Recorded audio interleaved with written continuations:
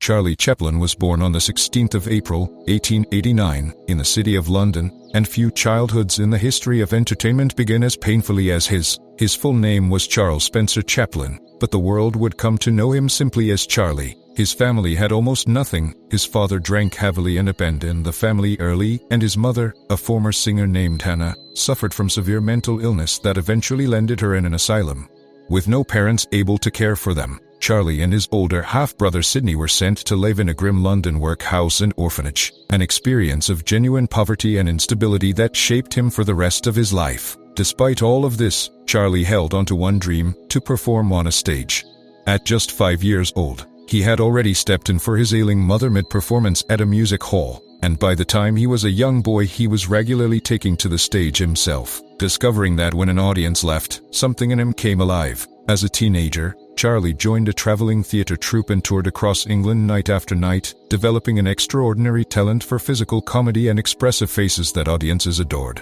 In 1910, at 21 years old, he traveled to America as part of a touring comedy company, and it was there that a film director noticed his talent and told him he was made for the movies. Charlie entered the film industry in 1914, right at the height of silent cinema, films with no dialogue and no recorded sound, where every story had to be told purely through movement, expression, and music. Charlie turned out to be a natural at exactly that.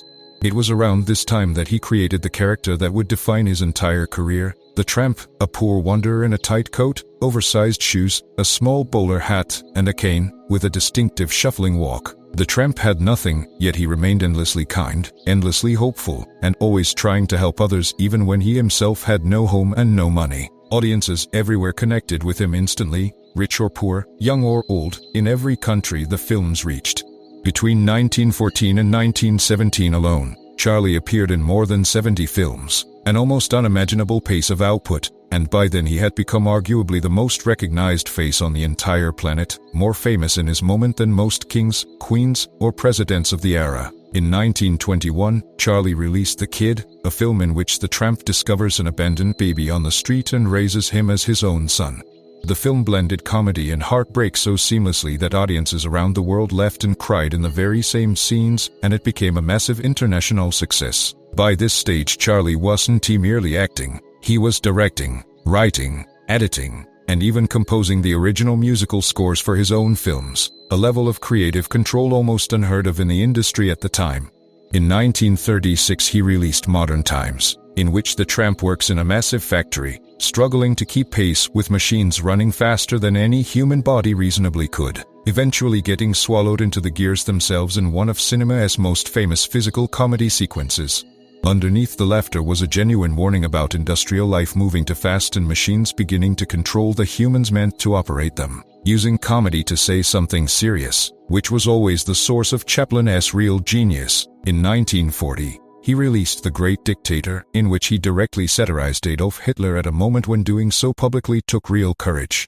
The film ends with Chaplin breaking character entirely, delivering a direct, emotional plea to the camera for humanity to live by each other as happiness rather than each other as misery, a speech that moved audiences across the world and remains one of the most quoted moments in film history. As Chaplin aged, his political views increasingly put him at odds with the American government during the Cold War era, and in 1952 he left the United States for Switzerland, a country famous for its mountains and its neutrality, where he continued creating work for the rest of his life despite the pain of that exile. 2 decades later, in 1972, Hollywood formally invited him back and awarded him an honorary Academy Award, the industry's highest honor.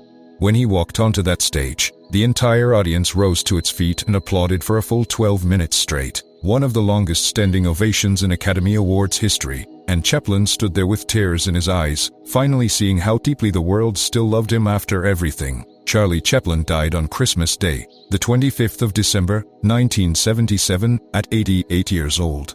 He once said that you'll never find a rainbow if you're looking down, advice that captures the arc of his own life almost perfectly. He rose from a London workhouse, with no money and no stable home, to become one of the most beloved entertainers the world has ever produced, proving through decades of laughter and quiet defiance that kindness can outlast cruelty, and that where you start in life never has to determine where you end up.